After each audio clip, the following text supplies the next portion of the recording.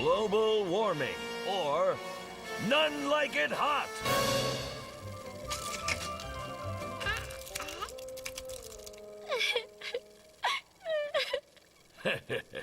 You're probably wondering why your ice cream went away. Well, Susie, the culprit isn't foreigners, it's global warming. Global wobble?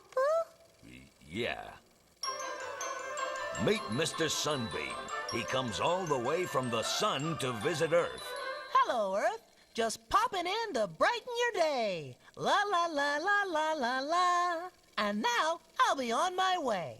Not so fast, Sunbeam. We're greenhouse gases. You ain't going nowhere. Oh! Ah! Oh! Ah! Oh!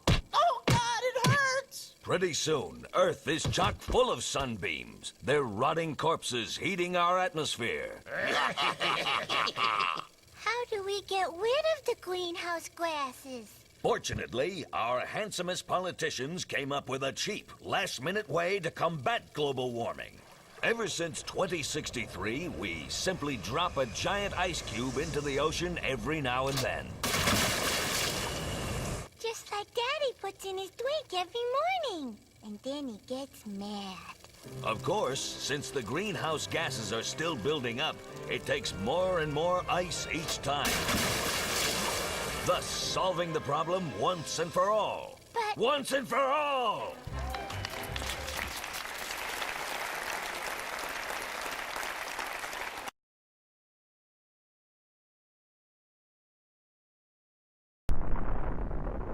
We have to think differently about war because the new technologies so completely transform the consequences of that old habit that we can't just mindlessly continue the patterns of the past. In the same way, we have always exploited the earth for sustenance. For most powerful, so our ability to have an effect, in this case on the surface of the earth, is utterly transformed. You can say the same thing about irrigation, which is a great thing. But when we divert rivers without considering the consequences, then sometimes rivers no longer reach the sea.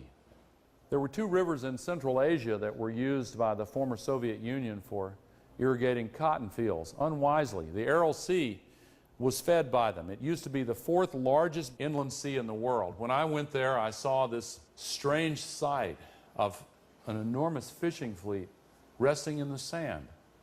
This is the canal that the fishing industry desperately tried to build to get to the receding shoreline. Making mistakes in our dealings with nature can have bigger consequences now because our technologies are often bigger than the human scale. When you put them all together, they've made us a force of nature. And this is also a political issue. This is a computer map of the world that distorts to show the relative.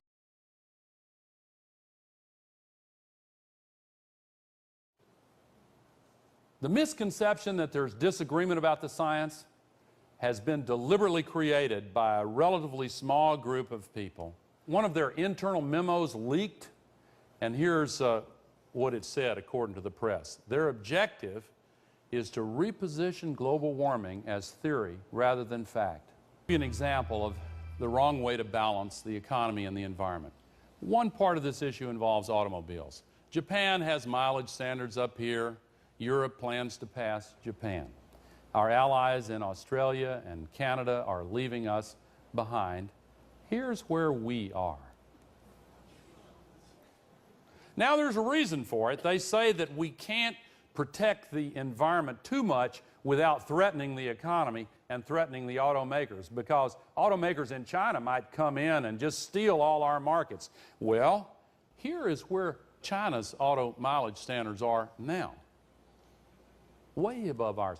We can't sell our cars in China today because we don't meet the Chinese environmental standards. California has taken an initiative to have higher mileage cars sold in California. Now, the auto companies have sued California to prevent this law from taking effect because, as they point out, 11 years from now, this would mean that California would have to have cars.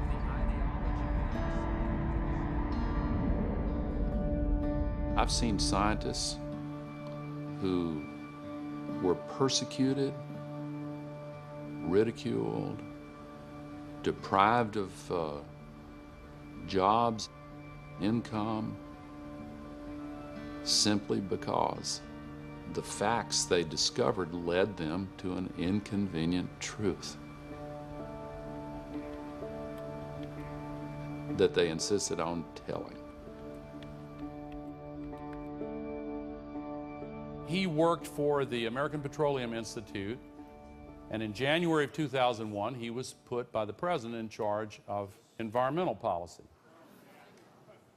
He received a memo from the EPA that warned about global warming, and he edited it. He has no scientific training whatsoever, but he took it upon himself to overrule the scientists. I said, I want to see what this guy's handwriting looks like. This is the memo from the EPA. These are his actual pen strokes. He says, no, you can't say this. This is just speculation. This was embarrassing to the White House, so this fellow resigned a few days later, and the day after he resigned, he went to work for ExxonMobil. You know, more than 100 years ago, Upton Sinclair wrote this, that it's difficult to get a man to understand something if his salary depends upon his not understanding it.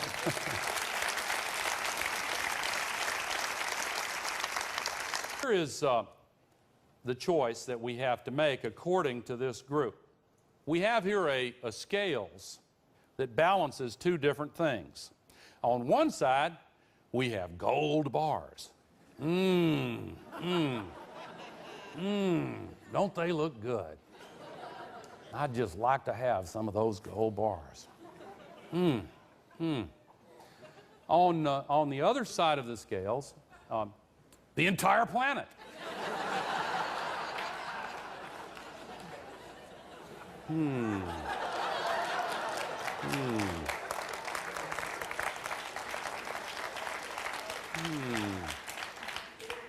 I think this is a false choice for two reasons. Number one, if we don't have a planet, the other reason is that if we do the right thing, then we're going to create a lot of wealth and we're going to create a lot of jobs. Because doing the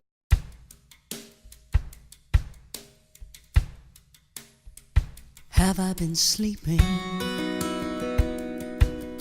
I've been so still, afraid of crumbling. Have I been careless, dismissing all the distant rumblings? Take me where I am supposed to be, to comprehend the things that I can't see. 'Cause I need to move, I need to wake up, I need to change, I need to shake up, I need to speak out. Something's got to break up. I've been asleep and I need to wake up now. And as a child,